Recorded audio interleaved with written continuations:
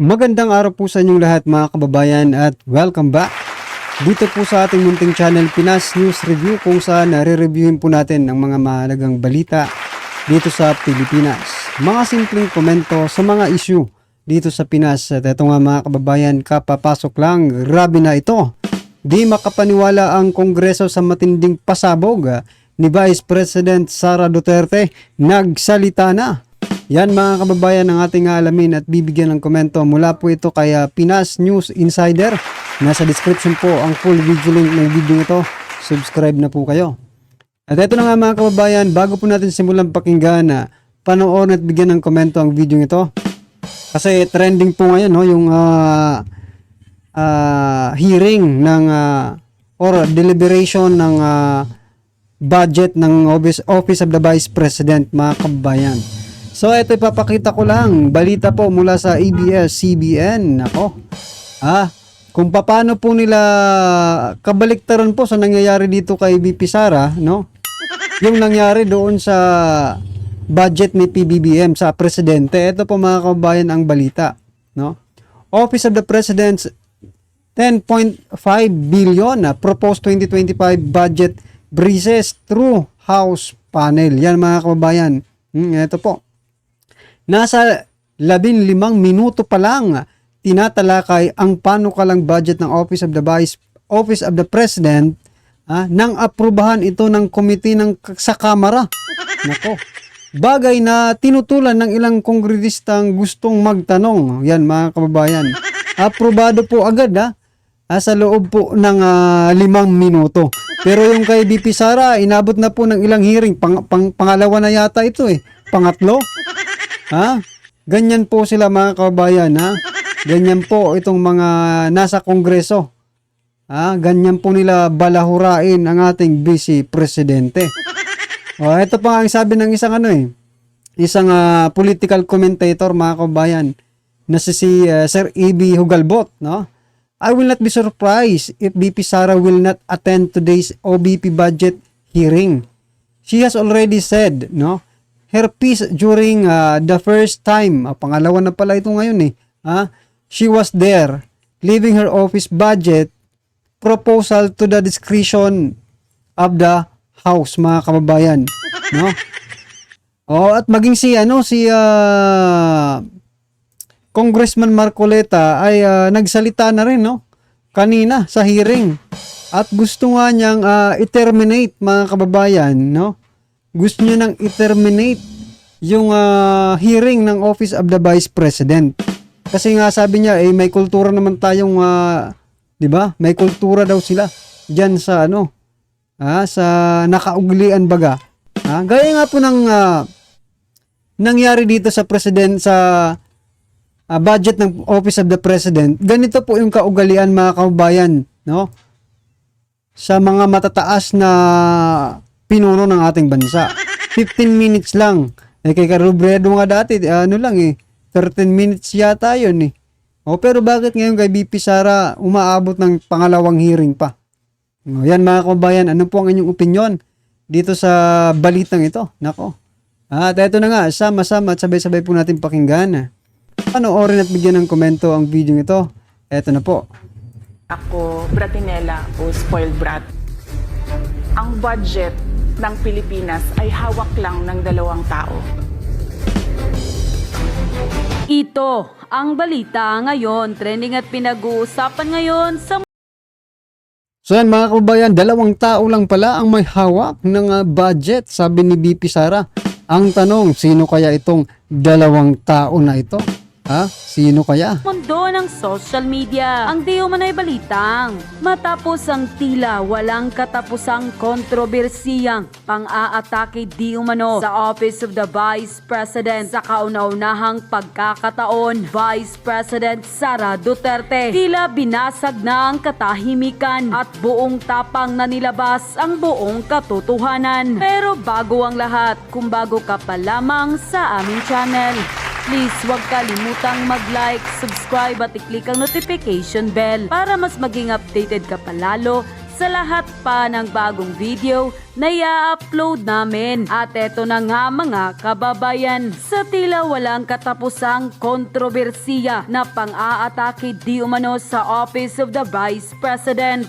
Sa wakas at sa kauna-unahang pagkakataon, sa isang interview na inilabas ng source, isang matapang na Vice President Sara Duterte ang nagbigay ng pahayag, "Hindi ako Bratinela." Ito ang matinding buwelta ng pangalawang Pangulo na si Vice President Sara Duterte na hindi niya inaabuso ang otoridad ng alinmang opisina na kanyang inuokyupahan at iginiit na sinagot niya ang mga tanong ng mga mambabatas sa pagdinig ng Office of the Vice President para sa 2025 budget deliberation. Ayon pa sa kanya, "Testigo ko ang buong bayan na hindi ako isang spoiled brat." Unquote. Kasunod nito ay sinabi din ni Vice President Sara Duterte na patuloy niyang kinikilala ang kapangyarihan ng Kongreso na busisihin ang bawat budget ng ahensya ng gobyerno at kaya nga ito dumalo sa pagdinig ng House of Representatives at ito rin daw ay nakalagay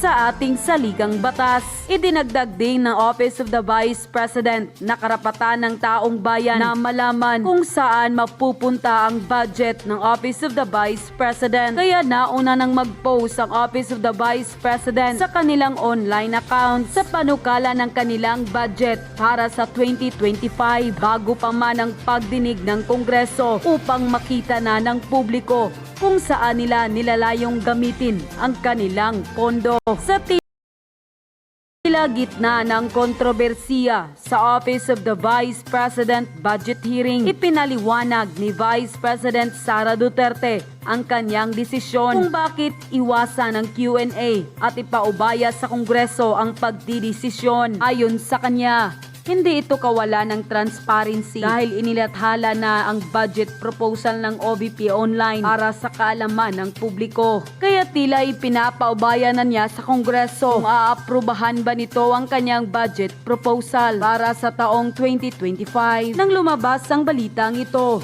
ay tila umani naman ng maraming suporta ang pangalawang Pangulo mula sa marami sa ating mga kababayan sa mundo ng social media. At ayon pa sa kanila, kung ayaw pa ng taga Davao sa pamumuno ng mga Duterte, di sana diyan sila binoto ng mga taga Davao. Gusto ng taga Davao, pamamalakad nila. Bawal ang abusado at bawal ang mga disobedient sa batas. May paglalagyan ka, ika nga. Kung gagawa ka ng hindi maganda sa kapwa at sa batas, meron kang parusa. Mga ayaw lang naman sa kanila yung ayaw makorek yung mga wrongdoings at gustong gumawa na ayon lang sa gusto. Nasubmit na niya ang budget sa legislative body at nasa website na ng OVP ang 2025 proposed budget. So bakit pa nga need sumagot ng tanong? Gawin nila ang trabaho nila at bahala na silang mag-decide doon. Ayaw pa nila at nabawasan work nila kasi straight to decision making na lang. Pwede naman nilang i-reject agad. Kapag i-reject nila ang budget ng OVP ay tatandaan ng tao ang di nila ibuboto at no need na mag-submit ng liquidation si VP Sara sa COA kasi wala namang pera galing sa gobyerno. Mas hayahay ang live. Brilliant move, hahaha. Akala kasi nila ay mahawakan nila sa leeg si VP Sara. Nilaro sila ng chess. Anong next move? It's very clear, political harassment. Bakit? Yung ibang department like DA, according to Ted Filon, has 900 million disallowances, DPWH 5 billion disallowances, and many others, but no question asked and approved immediately and So yan nga po yung sinasabi natin mga kababayan na bakit may pinipili itong kanilang pagtatanong, no? O sa presidente, umabot lang ng 15 minutes, approve agad. Sa ibang mga ahensya wherein, for example, sa DPWH, mga kababayan, na gumagastos po ng yung sa flood control nila, di ba? Yung 1.4 something billion a day. O, approve din, mga kababayan. Bakit ganon? Dito sa 125 million ni Vice President Sara Duterte na inudit ng COA, ay gigil na gigil po sila. Bakit ganito ang nangyayari? Dahil ba? Well, anyway, dahil yung DPWH ay talagang yung nag-appoint niyan ngayon, di ba, yung administrasyon. So, there will be no questions asked. Di ba? Huwag na kayong magtanong, importante, nandyan na yan, di ba? Ganun ba yun, mga kababayan? For example, hindi na po mga kongresong magtanong, o taong bayan na po ang magtatanong. Baka magaya po tayo kay kay Ka Eric, mga kababayan, at kay Doc Loren Badoy, di ba? Na pinatawag dahil nagtatanong at kinontempt pa. Nako. Congress during budget deliberation. Ganun ba ang tama kung hindi sila bayad pagkaisahan nila si BP para sa kanilang personal at political interest? Unquote. Hindi ako bratinela o spoiled brat. Ang budget ng Pilipinas ay hawak lang ng 2 tao. Magandang araw po, Madam Vice President. Una sa lahat, nagpapasalamat po kami sa pagkakataon na binigyan niyo po sa amin at makapagtanong po sa inyo. Pero bago po ang lahat, ma'am, ano po ba ang dahilan at nabigyan niyo po kami ng pagkakataon na magpa-unlock po kayo ng interview? Maraming salamat sa pagkakataon na ibinigay sa akin ngayong araw na ito. Nagpa-interview ako dahil gusto ko na malaman ng taong bayan at ma-explain sa taong bayan kung bakit hindi ako sumasagot sa question and answer sa budget hearing ng Office of the Vice President para sa budget proposal namin 2025. Gusto ko kasi na maintindihan ng taong bayan saan ba ako nanggagaling. Madam Vice President, sa mga nakaraang linggo po, naging laman ng balita ang naganap na hearing sa House of Representatives po para sa 2025 OVP budget. May mga nagsasabi na nag-asal bratinelya daw po kayo, lalo na sa House of Representatives. Hindi daw po kasi kayo sanay na matanong sa mga bagay-bagay, kaya ganoon na lamang po ang naging. So yan, mga kababayan, hindi daw sanay na matanong sa mga bagay-bagay. Tatagal ba ito sa politika kung hindi tinatanong, mga kababayan, di ba? Mostly naman sa pag-mayor ka, nandyan lang mga local press, di ba? Baka kayo ang hindi sanay sa mga hindi kayo sanay sa mga galawang Duterte, kaya ganyan, no? Hindi nyo maintindihan no? Yung strategy po nila.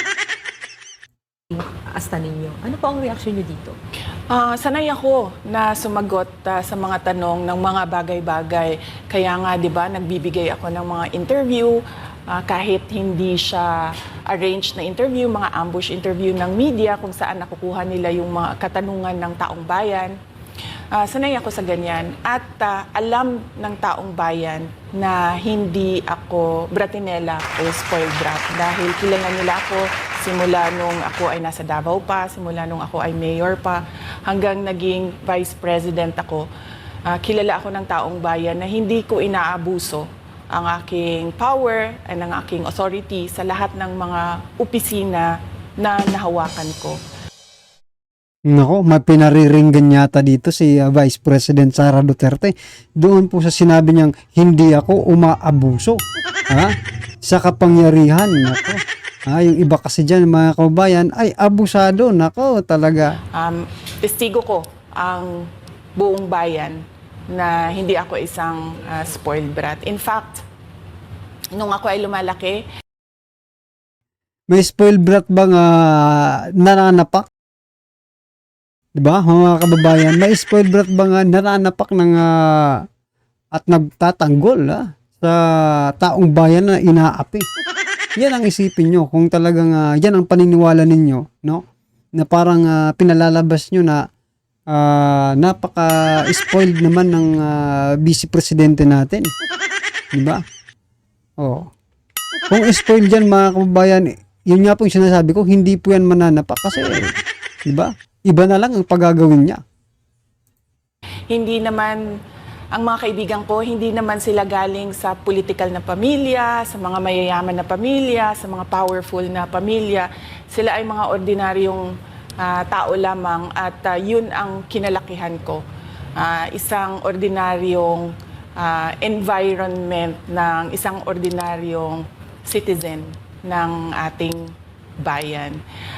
Sa palagay ko, hindi lang sanay ang iilan na mga miyembro ng House of Representatives na hindi nila makuha yung gusto nila at gusto nilang marinig na sagot. At hindi sanay yung mga iilan na mga representatives natin na sinasagot sila sa kanilang mga patutsada. So yan mga kababayan, hindi lang po yung mga representative, yung hindi sanay, Vice President Sara Duterte, maging po yung mga mainstream media ay hindi sanay sa ganitong strategy ninyo. Hindi, di ba? Kasi yung mga mainstream media natin ngayon, mga kababayan, alam nyo po, halatang halata masyado.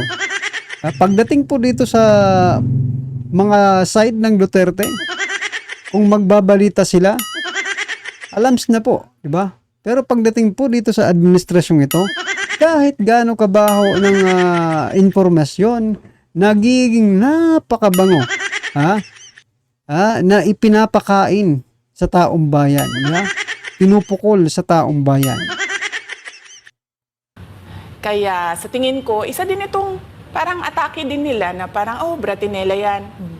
Kahit na sumagot naman ako, hindi nga lang sa gusto nila.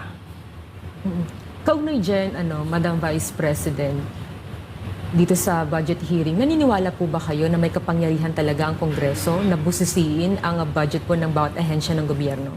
Siyempre, oo, nakalagay yan sa ating saligang batas na ang Kongreso natin ang merong power of the purse. Kaya nga, di ba, merong mga budget hearings at merong pagpasa ng budget mula sa House of Representatives at sa Senado natin, sa Kongreso natin. Kinikilala natin yan. Kaya nga, di ba, pumunta tayo doon sa Senate hearing, pumunta tayo doon sa House of Representatives na hearing dahil nagpresenta tayo ng budget.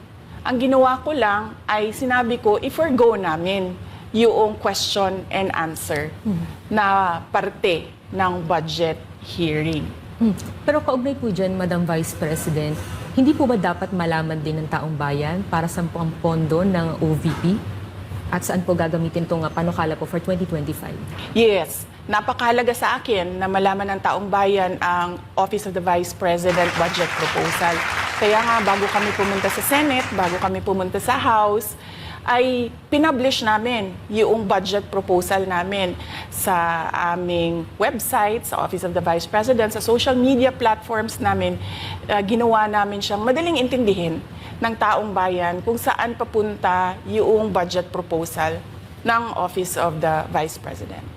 Ma'am, going back dun po kaninang sinabi nyo na yung ilang beses nyo pong sagot sa mga kongresista that you will forgo the opportunity to defend the 2025 budget proposal of the OVP and will defer to the wisdom of the Congress, bakit tila daw po iniiwasan niyo?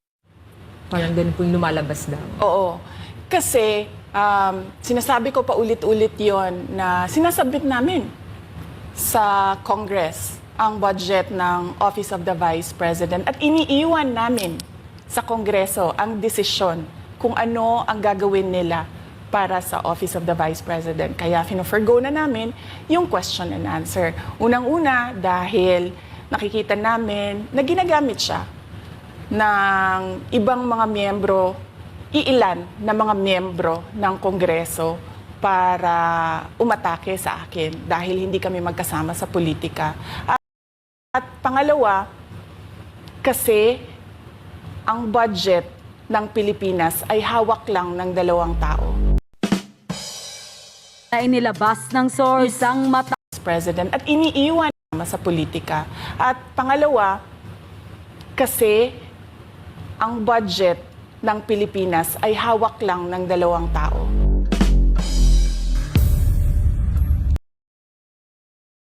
So yan mga kababayan, 2 tao lang pala ang may hawak ng budget ng Pilipinas. Nako po, sino kaya ang 2 taong ito?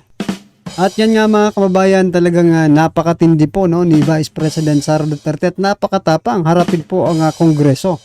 Alam niya po, nagigisahin po siya dyan sa Kongreso, di ba? Pero hindi po nagtagumpay ang Kongreso mga kababayan sa kanilang paggisa dito kay Vice President Sara Duterte. Instead, kasi yung plano nila ay siguro ay inisin, si Vice President Sara Duterte, pero hindi po nainis ang ating pangalawang Pangulo. Instead po, yung mga kongresista, yung nainis, sila po yung nabitag sa sarili nilang bitag, di ba? O, di ba, mga karibin natin, ano man po ang inyong opinion sa video nito, ay comment lang po sa baba para at least alam po natin mga kabayan ang inyong pong reaksyon patungkol dito. Alright, maraming salamat po.